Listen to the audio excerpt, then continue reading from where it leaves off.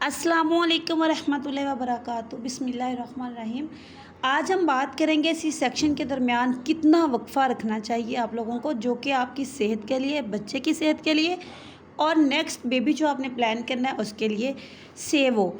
इसके अलावा ये हम बात करेंगे कि अगर आप कम वक्फे में प्रेग्नेंट हो जाती हैं तो आपके कितने और कौन कौन से नुकसानात होंगे और उन नुकसानात से बचने के लिए आपने कौन से इक़दामात करने होंगे। तो सबसे पहले बात, सी सेक्शन में कम अज़ कम 2 साल के बाद आप प्लान करें अगली नेक्स्ट प्रेगनेंसी का। नेक्स्ट प्रेगनेंसी में 2 साल का वक्फ़ा होना ज़रूरी है। 9 महीने हमल रहेगा तो 3 साल का वक्फ़ा खुद ब खुद हो जाएगा। ऑपरेट तक 3 साल का टाइम हो जाएगा। सॉरी मेरी थोड़ी आवाज़ ख़राब है तो प्लीज़ आप कंप्रोमाइज़ कीजिएगा। अब जब आपका सी सेक्शन होता है, अच्छा खासा आपका ब्लड वेस्ट हो जाता है, आपकी अच्छी खासी वीकनेस हो जाती है, इसलिए भी वक्फ़ा बहुत ज़रूरी होता है कि आपकी खुद की सेहत, एक माँ की सेहत अच्छी हो जाए। माँ की सेहत अच्छी होगी तो बच्चा भी सेहतमंद और अच्छा पैदा होगा। एक माँ पिछले बच्चों को भी सही टाइम दे पाएगी।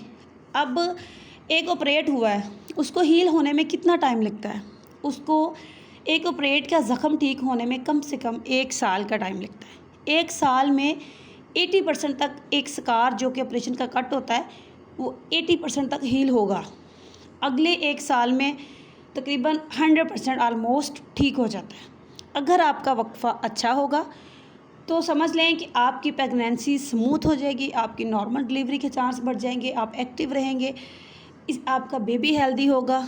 इसके अलावा आपका प्रेगनेंसी पीरियड बहुत अच्छा गुजरेगा। अगर आपका कम वक्फ़े के साथ प्रेग्नेंट होंगी तो आपको पेट के निचले हिस्से में दर्द रहेगा, ऑपरेट में खिंचाव पड़ेगा, आपको उठने बैठने में मसला होगा। कम वक्फ़ा होने से आपको बहुत से मसाइल का सामना करना पड़ सकता है। आपकी एच भी कम रह जाएगी, आपके बच्चे की एच भी कम हो सकती है, आपके बच्चे की सेहत मुतासर होगी, इन्फेक्शन बच्चों को जल्दी हो सकता है। अब होता ये है कि सी सेक्शन के बाद अपनी लाइफस्टाइल हम लोग लिमिटेड कर देते हैं। अक्सर औरतें कहती हैं कि हम वज़न नहीं उठाएंगे जी, हमारा ऑपरेट हो गया, हम ज़्यादा झुकते नहीं हैं जी, हमारा ऑपरेट हुआ है। इसी वजह से आप एक्टिव और हेल्दी नहीं होते।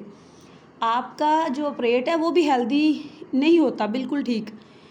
एक ऑपरेट के बाद, छिले के बाद यूट्रस सिकुड़ कर अपनी जगह पर वापस चले जाता है। आप झुक भी सकते हैं, आप उस वक़्त वॉक करें, वर्क करें, घर के काम करें, वज़न भी हल्का फुल्का उठा सकते हैं, रूटीन की एक्टिविटीज़ आप शुरू कर सकते हैं। 6 हफ्ते के बाद अगर आपको 6 महीना हो गुजर जाए तो 6 माह के बाद आप अच्छा खासा वज़न उठाएं, फिर आप हर एक्टिविटी, एक नॉर्मल औरत जो करती है, आप हर एक्टिविटी वो कर सकते हैं। इनसे आपकी सेहत भी अच्छी होगी। अब अगर आपका बच्चा 6 माह का है और आप प्रेग्नेंट हो गई हैं तो आप प्रीमेच्योर डिलीवरी के अमकानात आप में बढ़ सकते हैं, आपके स्कार के खुलने के अमकानात बढ़ सकते हैं। ऑपरेट जो खुलेगा उसमें दर्द होगी, हल्का थोड़ा खुल सकता है, ज़्यादा खुल सकता है, नॉर्मल डिलीवरी के चांस बिल्कुल ख़त्म हो जाएंगे आप में। आप एक अच्छी प्रेगनेंसी डील नहीं कर पाएंगे, आपका बेबी वीक होगा, बहुत से मसाइल होंगे, हर वक्त आपको दर्द रहेगी पेट के निचले हिस्से में।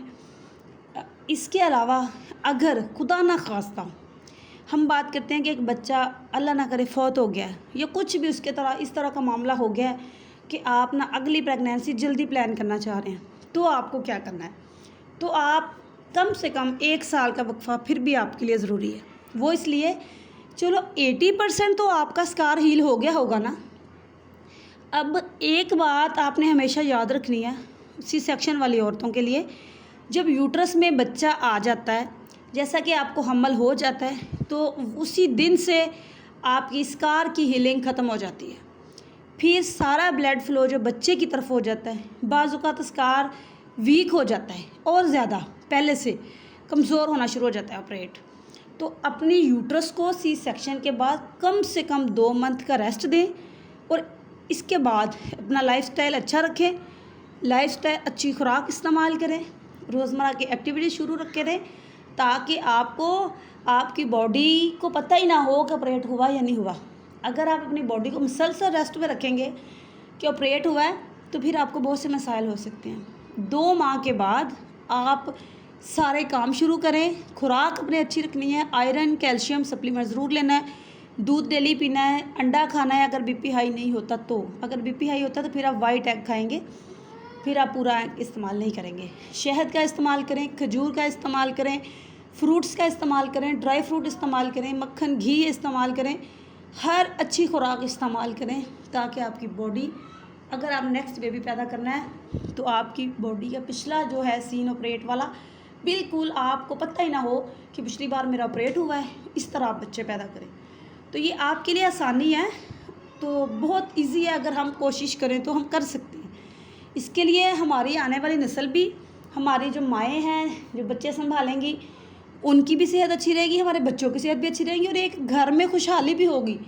माँ सेहतमंद होगी, माँ ठीक होगी तो सारे काम निपटाएगी, बच्चों को टाइम देगी, सारा कुछ, माइंड भी उसका सेट होगा, रिलैक्स होगी तो सब कुछ होगा ना। जब माँ ही रिलैक्स नहीं है तो ना ही प्रॉपरली हस्बैंड को टाइम देगी, ना प्रॉपरली बच्चों को टाइम देगी, ना घर को टाइम देगी, तो बहुत से मसाइल का सामना होगा। उम्मीद करती हूँ कि मेरी आज की वीडियो का मकसद आपको समझ आ गया होगा। मैं जो समझाना चाह रही हूँ अपनी बहनों को, उनको समझ आ गई होगी। तो मिलेंगे नेक्स्ट वीडियो में, तब तक के लिए अल्लाह हाफिज़।